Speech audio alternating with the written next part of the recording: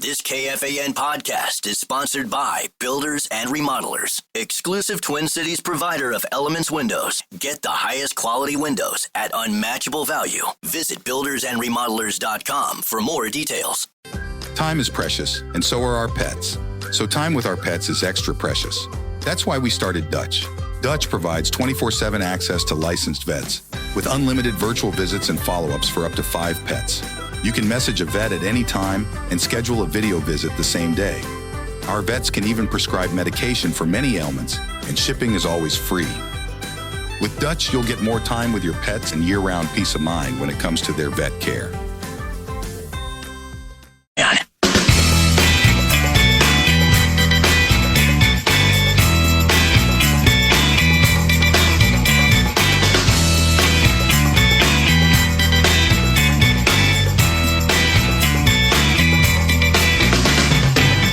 Seifert is in studio to talk Vikings, National Football League, and some other things. We were chatting. Welcome back. Thank you. So part of me says I should, thank you for the effort to get here. Guardsy put it more on the basis of that you actually should be thanking us. Did you hear his comment on that? I'd love to. That basically the Cliff Notes. Cabin fever is such that you want to get out. You want to get out. So actually, we gave you a good excuse to get out. That's true. I would not have probably left the house today, at least until tonight when it was time for basketball carpool. So I appreciate getting the sun and the fresh air walking in from the parking lot. Was it you also who tweeted in 2010 that Paige Beckers was going to be a... that was Gary Knox from Care 11. We're having him on at 5. Are you really? Mm-hmm. Oh, he's the greatest. Yeah, he and my wife are I was hoping that maybe you would say, 2 years before I spotted her. I saw her in second grade. Yeah, I saw her on the elementary school playground. Gary Knox is world famous right now. He is. He's gotten all kinds of pub, and it's nice when someone, because there's obviously a lot of unfortunate tweets that get held against people forever. Yeah. And then in this case, it's a tweet that makes him look like a genius. Long before it was fashionable. Yeah, exactly it. We were talking statues earlier, how, the Twins have, we counted up, now that they took the Calvin Griffith statue away, we think they still have 8. Okay. We don't think the Vikings have any. So leaving Bud out, because the easy one is Bud. Yeah. Leaving him aside, who should be the first player, the Vikings' first player statue, if they were so inclined? They don't seem to be. I don't know why. Maybe there's so many that they don't want to pick one before the other. In terms of on the field and later off the field, I think the Honorable Alan Page, would be right up there. Also a show contributor. I'd vote for Corey Stringer as well. Yeah, right, sure. And not simply to honor someone who is no longer with us, but the work that's been done on his behalf in his name to address heat stroke and address heat illness. The Corey Stringer Institute has had a massive impact, not just on sports, but on the military and other places. And so I'd put a plug in for him as well. Yeah, that's not a bad. Somebody suggested, how about, and this would be a lot of work for the sculptor, have all 4 of the original Purple People Eaters. That would be a nice touch too. The Vikings front 4 that obviously included Page and Jim Marshall and Carl Eller, and who was the 4th? Was it Larson? Yes. That would be special. That would be if they could do an action shot where they're all going in different directions, and I think it can be done. I think it's overdue. Shoot for the moon. Why should no one else has Sid's got a statue. Sid has one. Mary Tyler Moore's got a statue. And, everybody associated with the Twins has a statue. Doesn't Hubert Humphrey have one over by City Hall downtown? But I'm talking about other teams. The Wolves don't have. George Mikan from the old Minneapolis Lakers has one. I think it's still in the lobby. Yeah. I'm blanking. I'm just going around U.S. Bank Stadium in my head. Isn't there? There's got to be. Well, you don't want the birds to hit the side and then fall on top of it. Well, that's not Lester Bagley. They have to accommodate the bird area. Yeah, that's true. I would think that there is room for it, and it'd be great. It'd be a great project to see underway. Yeah, it'd be a lot of fun, and there's a lot of good. And we already have the wing, the infamous wing. Like some people have suggested, sculpting the Whizzinator. From Ontario Smith infamy. Maybe the Alan Alma's boat. Oh. That would be another pot. There's a lot of infamous should be a plaque choices on Lake Minnetonka somewhere. Well, there might be. Maybe there is, and we don't know it.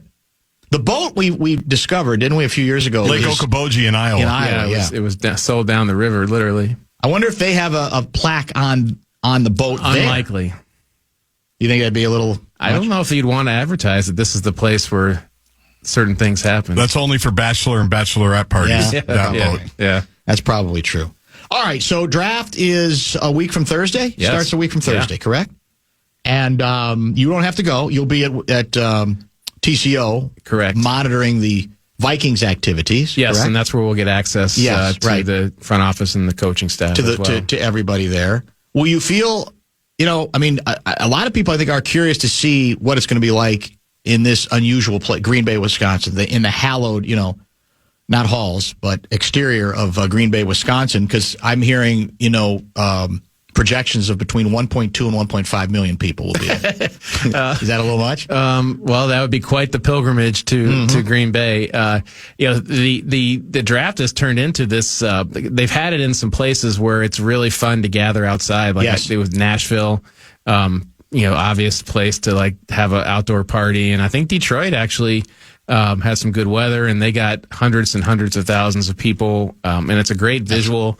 Whether it used to be a helicopter shot, now it's probably just a drone shot, but the overhead shot of seeing people, just NFL fans, just filling the streets and from all directions is a pretty cool shot. And I think the place where it is in Green Bay, it's literally in the parking lot of Lambeau Field at the corner of Lombardi and Oneida, and so there'll be a lot of, I'm sure, some legendary historical talk as well. But it'll be pretty cool to see it. No matter how many people are there, it'll be a cool sight. I just hope it doesn't snow on them, or maybe that would be a good sight too. You're hoping it snows. That would actually the Green Bay mythic. people won't mind. I don't know how many of the NFL people would. Yeah, they probably wouldn't love it. The people who live there are used to it. I'd love it just because I'd be just watching. I wouldn't have to mess with it. No, yeah. But that would be. I mean, that would be perfect on the frozen tundra in late April. You'd have draft picks pushing, being pulled by a dog sled up to the stage to hug Roger Goodell. Do we know, I assume these stories have been done, when the draft seemed to jump to that cultural place that went beyond just the draft? Is there 1 year? Is it a 5-year period? What do we know about when this thing became as big as it now is? Well, I mean, it was getting popular, I would say towards the first decade of the 2000s, but it was still a weekend event. And I think when it moved to a Thursday night, prime time, Thursday night, and they made it 3 days, Thursday night, Friday night, Saturday. It used to be just Saturday, Sunday. And so when they turned it into this, and we all kind of rolled our eyes, first of all, who wants to, be covering a draft at 11 o'clock at night, or who wants to be doing this for 3 days instead of 2. And, but it killed. And I think that's where, I don't know exactly the year, the first, it was probably in the early 2010s or so when it went prime time, 3 days. And the TV ratings followed, because TV ratings for a draft on Saturday, Sunday are going to be limited by the amount of people watching TV on a Saturday and Sunday, even though I remember as a kid on beautiful spring days sitting there watching the draft on a Saturday afternoon instead of being outside like I was supposed to be. But I think that's probably where it took, because it used to be at Madison Square Garden and Radio City Music Hall. It's not like a small venue. It's not like a tiny little thing, but that's where I think the current iteration of, when they moved to the prime time and then they made it a traveling circus, and let cities bid for it.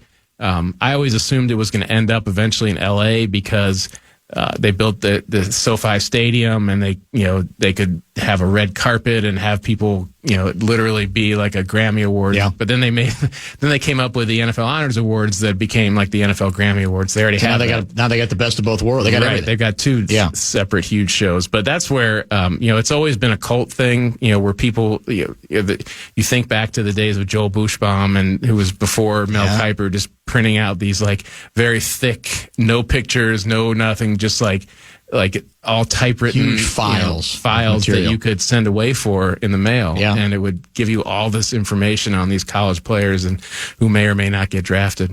I think, though, most people agree that to this point, Indianapolis has been the best host of any.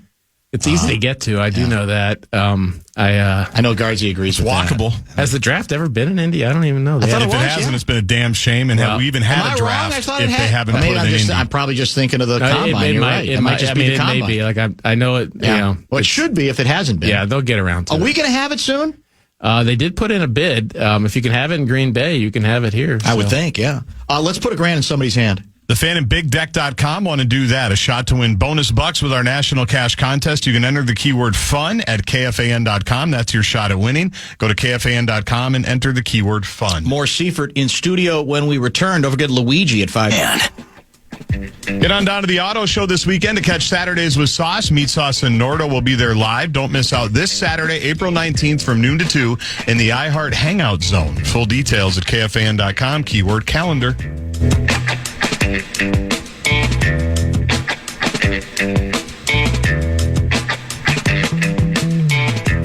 All right, it's the week before the National Football League draft, Seifert. So what do we have to pay attention to? I mean, there's a lot of days between here and then. You're going to have to manufacture, I'm assuming, a lot of stories. Maybe not. Maybe not so much as when you're covering for the newspaper. I'm not sure. But not as much. What do we? Well, let's start with what I sensed last week. You were trying to get people going about the number of backup quarterback options disappearing in front of our eyes. That it's a diminishing number, at least of those available via free agency. There's always, I guess, a trade possibility. Yeah.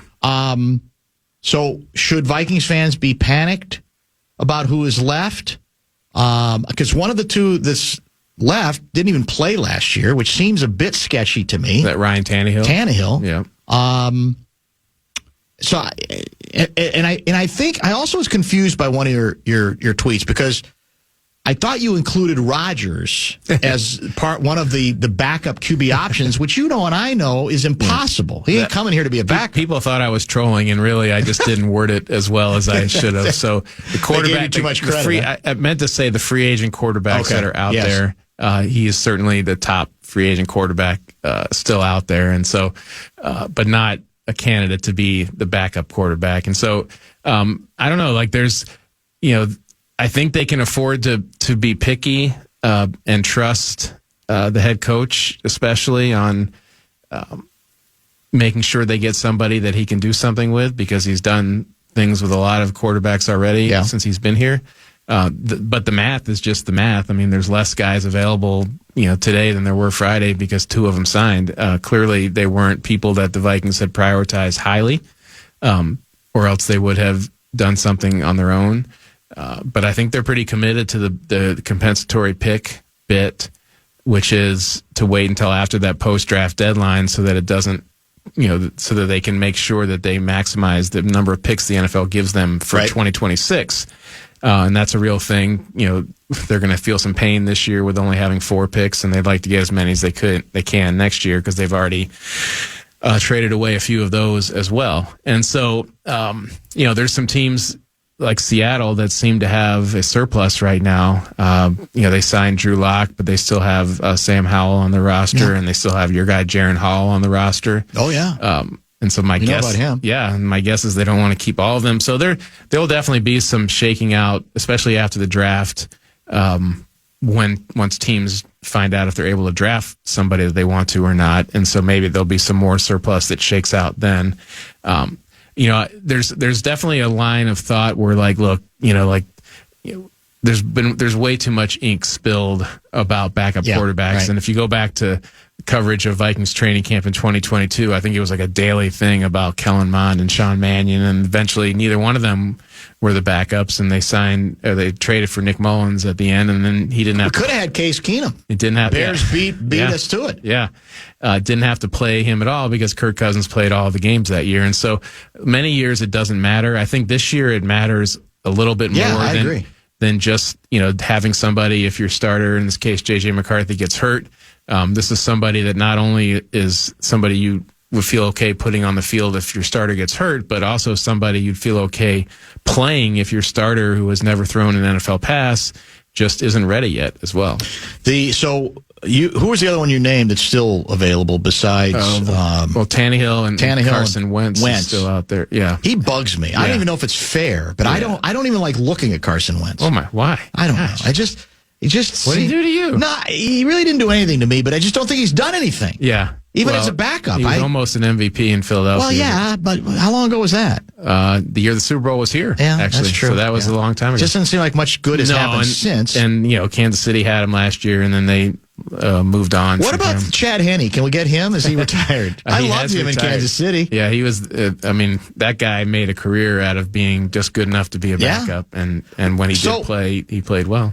Should we be concerned that Tannehill wasn't with anybody last year? No, I mean that. I think didn't Joe Flacco take a year out? I think there's not a precedent for that. You think there's precedent, and I don't know if a long history, but it's not terrible unless the guy gains 100 pounds while he's gone, and I don't think that's the case of Ryan Tannehill. And and I'm not even sure that to me because he wouldn't count against your compensatory pick. So if he's the guy you're targeting, I don't know why they would have waited. And so we'll see about that. And I wish I had a more concrete answer about who they're looking at. There's a lot of guys that just aren't going to be available to them, and they must have made a calculated decision that that's okay with them. Maybe they're waiting on Bagent.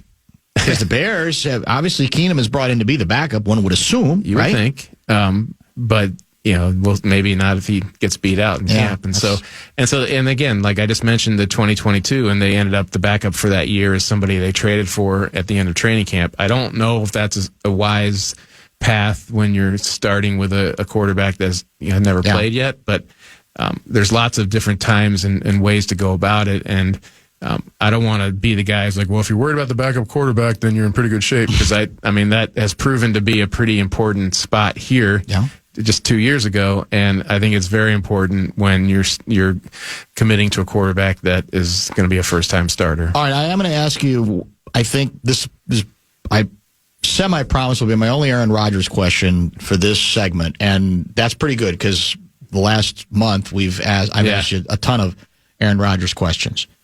Leaving the Vikings out of it completely for this moment, what's the game you think he's playing? I mean, do you think he's still likely by training camp, if he sees nothing else is available, to sign with Pittsburgh? Do you think he might actually be willing to play this thing out and wait and hope that something that he deems even better, like maybe the Vikings, come crawling back for whatever reason, and if he can't, then he'd retire? What's the A-Rod game, do you think? I mean, a lot of us have probably learned the hard way to not try to guess what's going on in his head and guess, what he's doing. But if you just judge it by the actions, like if he were really excited about playing for the Steelers, what would be the reason for him not having done that? So maybe it's as simple as, and we experienced this with Brett Favre, not wanting to do the off-season stuff, and in Brett's case, not even want to do the training camp for 2 straight years. And so I guess that's a possibility. Rodgers never really has,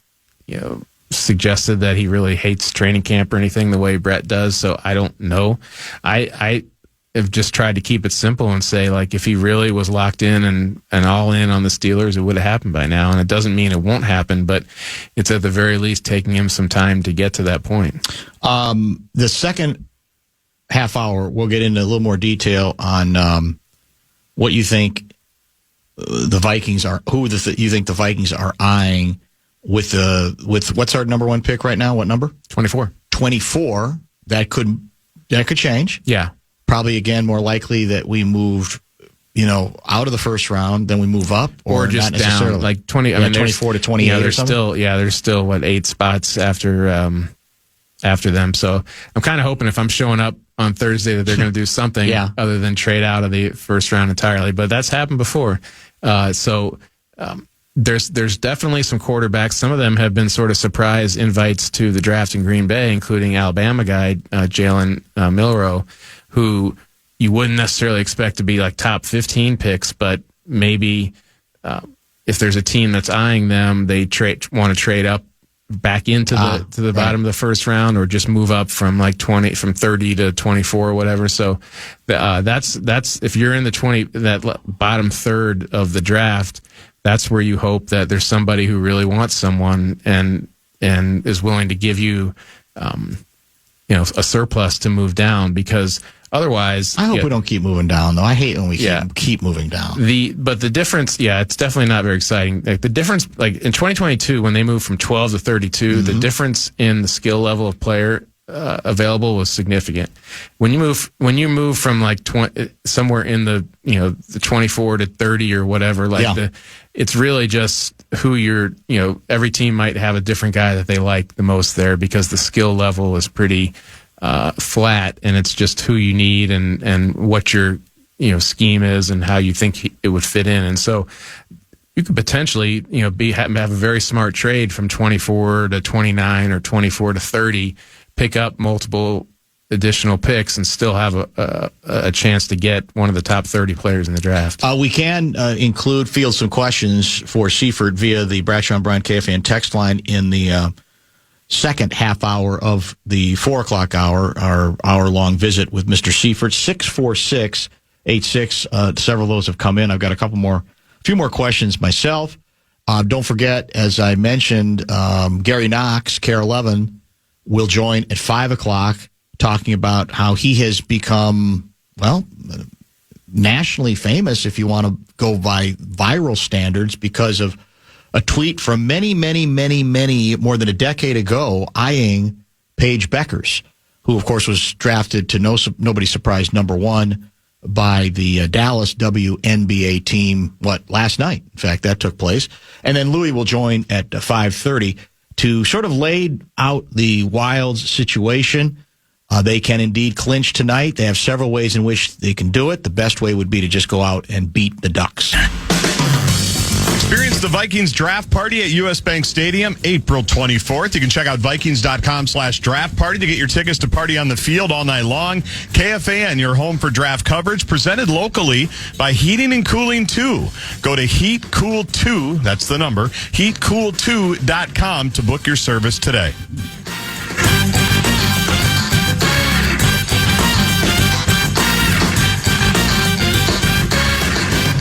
Seifert is with us to the top of the 5 o'clock hour. Wanted to mention a couple of texts that have come in. Blaine Gabbert is a buddy of Zach Bogosian, was hanging out at Bunny's a couple months ago. Maybe we can bring him in. And Mike Tice would approve of his bar choice.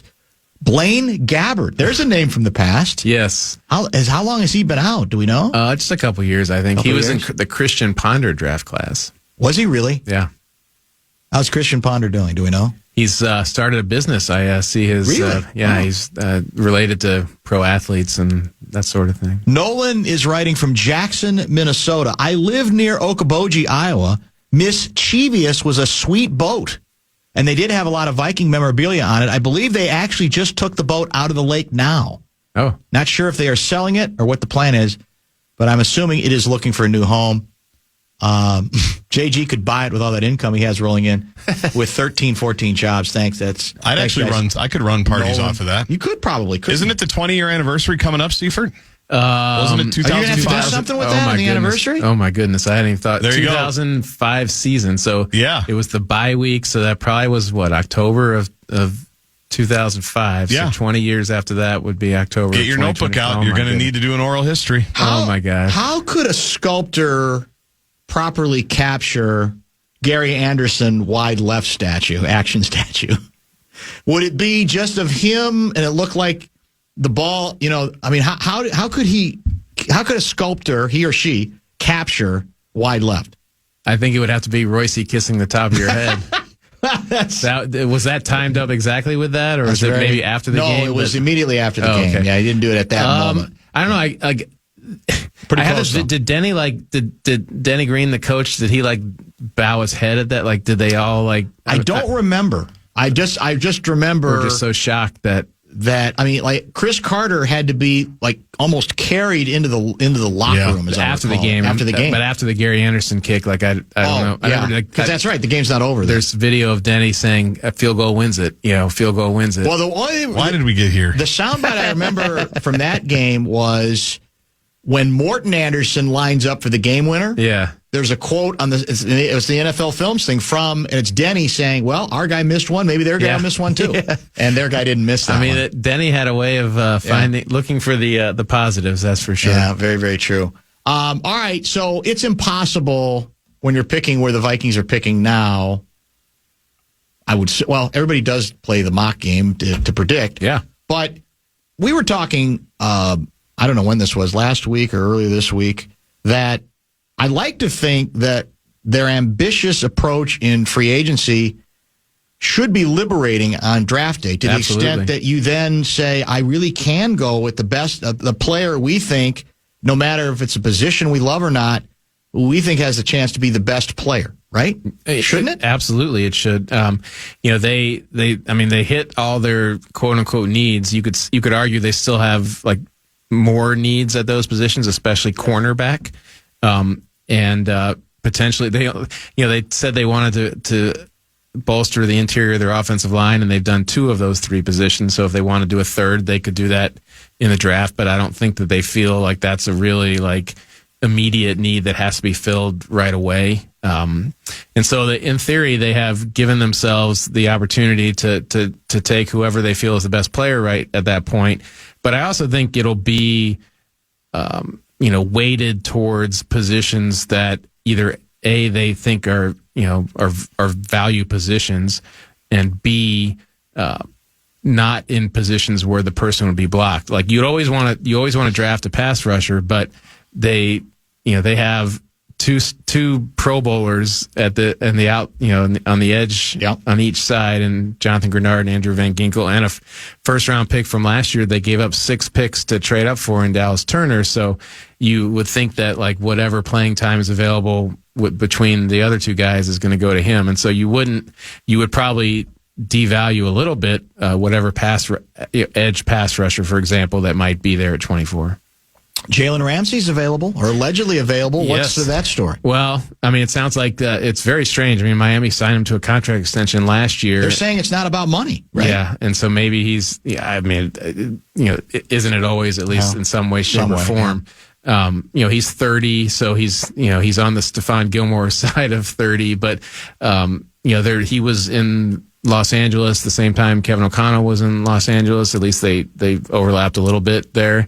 So there's at least an understanding that they probably have, and certainly while they re-signed Byron Murphy and signed Isaiah Rodgers in free agency, there's still probably a need for more there, and maybe that's something they keep an eye on as things go, and it's not something they jump out right away to do.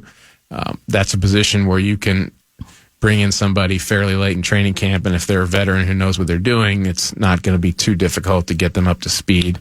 So we'll see. 3-time All-Pro, I believe. Yeah, very good. Is he still on? I mean, he's not declining much yet, is he? I don't think he's at the spot top he was at the very top of his game, but still somebody that can be part of a really good defense. Well, I eagerly await the next few days, because once that story spreads, everybody will assume that we got to go and get him, because we always think of we're the only team that would think that way, when obviously fans of many other teams would say the same thing. Let's go get Jalen Ramsey. Yeah. Right? Yeah, and the reason to talk about it here in a credible way is that these guys have leaned very heavily towards veterans, especially on defense. I think Brian Flores' track record here, at least, is that he likes to play veterans, and he is not, I don't think, cross paths with Jalen Ramsey in terms of coaching him, but again, Kevin O'Connell has. What about a Weeping Blondes statue to represent wide left? That's pretty good. That's a great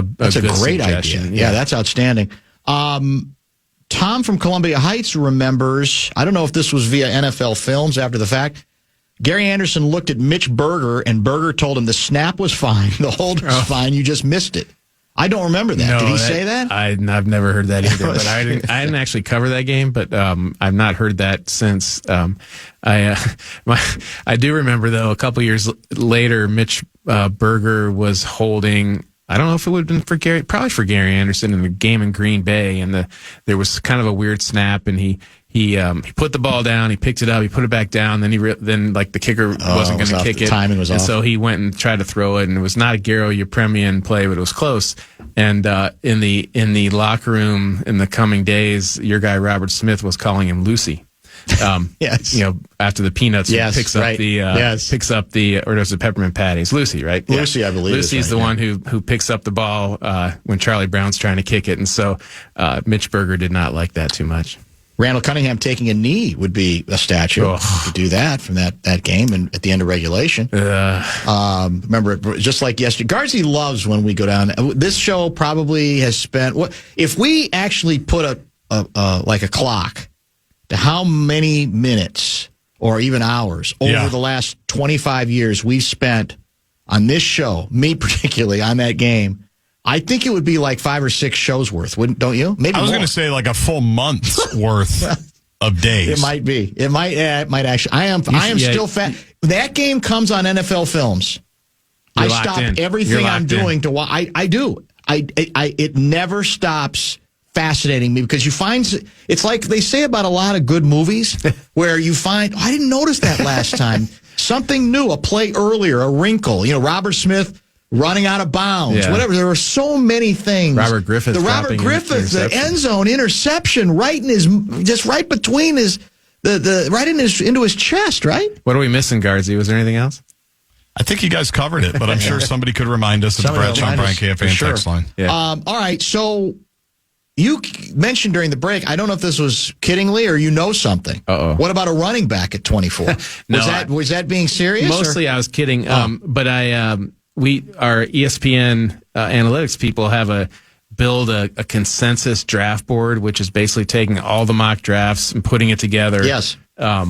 And then combining it with team needs, and you go through the algorithm and it comes up with people. And so I think the player that it is giving the fourth best chance to be picked at 24 is Amarian Hampton, the running back from North Carolina, who is a top 15 player on Mel Kiper's value board. So just in terms of overall best players in the, regardless of position or regardless of who's taking them.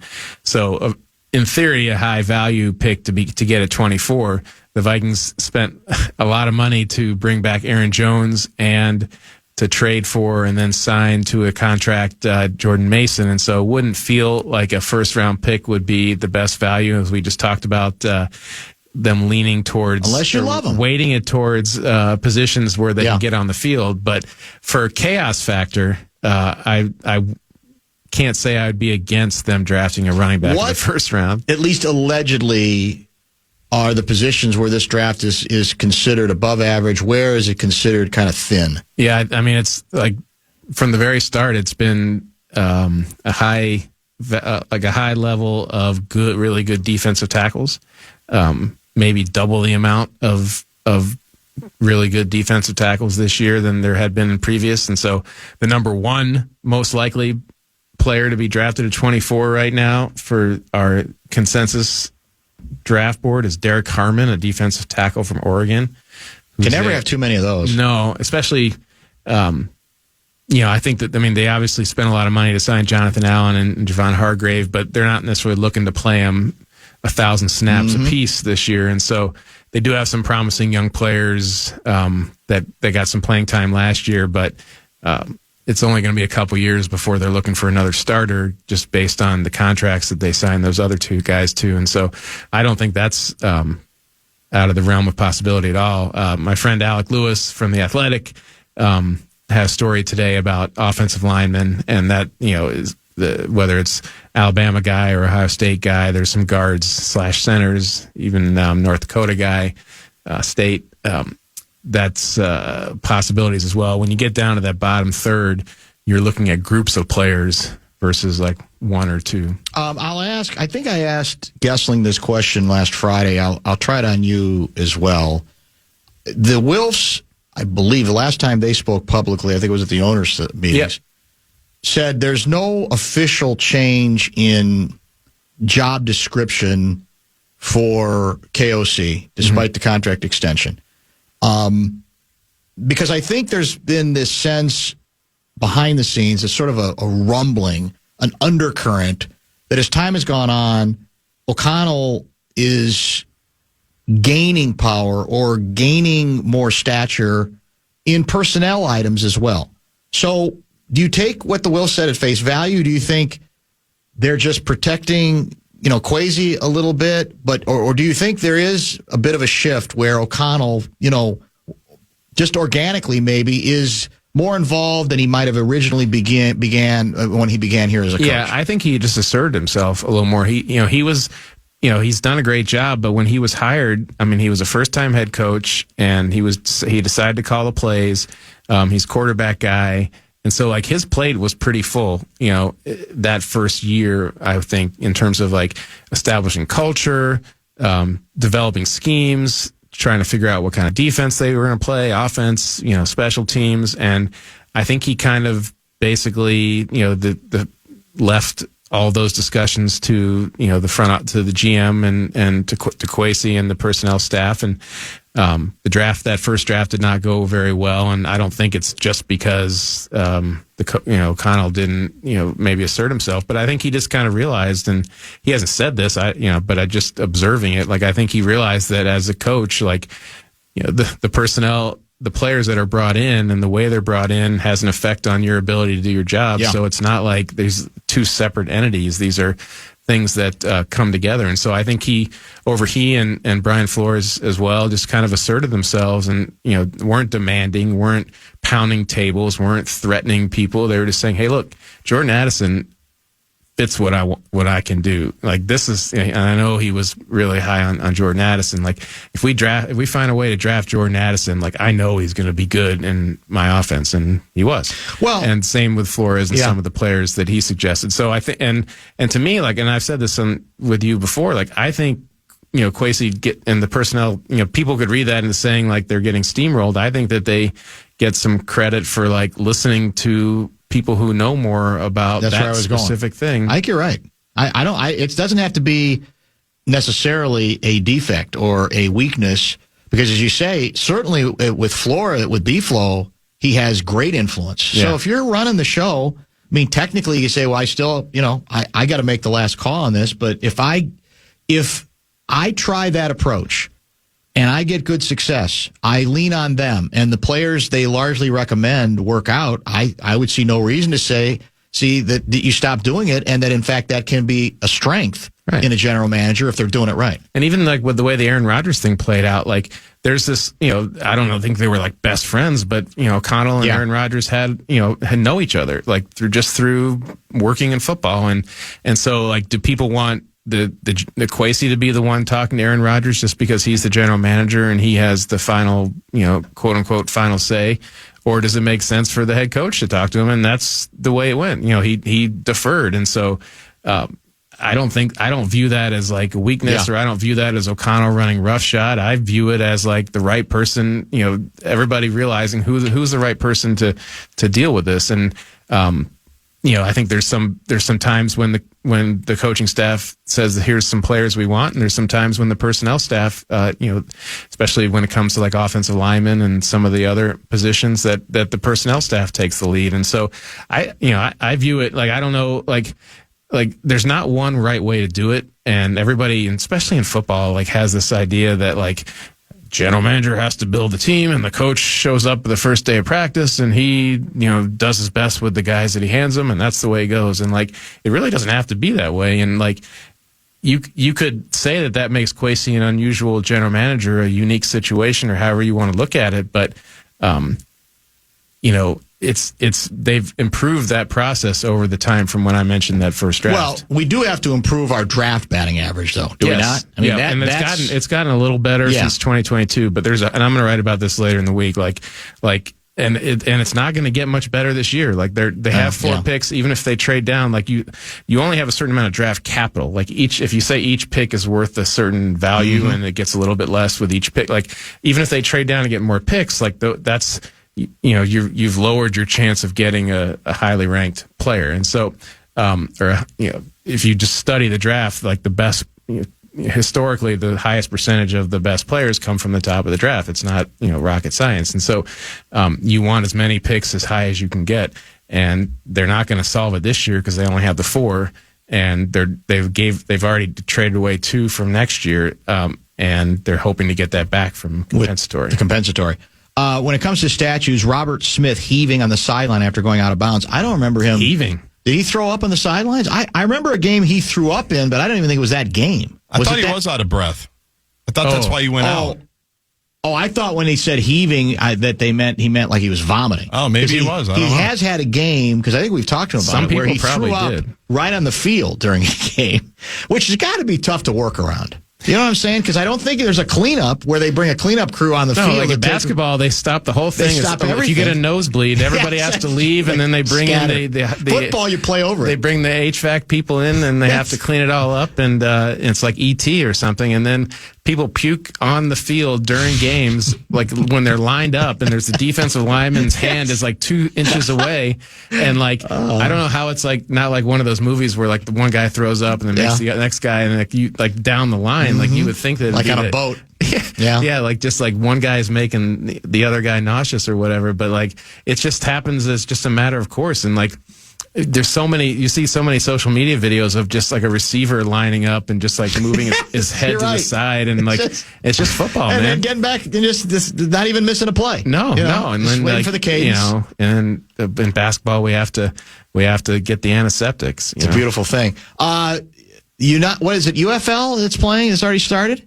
Oh, What's the name of the league? United Football League. And you are captivated by the St. Louis attendance numbers. They can't get enough. Not only that, season football in St. Louis. The Battlehawks hosted D.C. in a barn burner of undefeated teams on Sunday on ABC. Best ratings of the season for the UFL on Disney's ABC, so we were proud of that. Sure. And DC would manage to pull the upset and stay undefeated. So they're moving into week 4. It's a 10-week season. It's done in time for the players. The Vikings had a player last year, Jalen Redmond, who finished up the season and then signed with them and went to training camp, made the team, and ended up being a contributor by the end, so you never know. Do we recognize, if I watched, I went by it over the weekend, but I didn't stay with it, would I have recognized any of the names?